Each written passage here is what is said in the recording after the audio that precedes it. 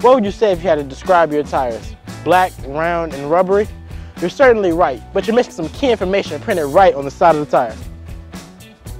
How to read tire markings. On this tire, the tire width is 225. 225 in this sequence refers to the tire's width in millimeters. In other words, this tire is 225 millimeters from sidewall to sidewall. 65 on this tire is the width of the sidewall.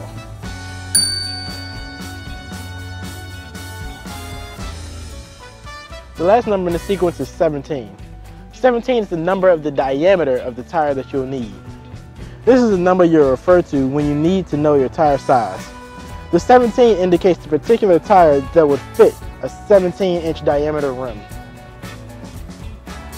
Now that you know how to read the numbers on the side of your tire more knowledgeably and accurately, instead of just saying round, rubbery, and black, check out our next video. We'll teach you how to check tread depth with just a penny. Find your inner mechanic. Visit Chesterfield Auto Parts to find a part, pull it yourself, and save a ton of money.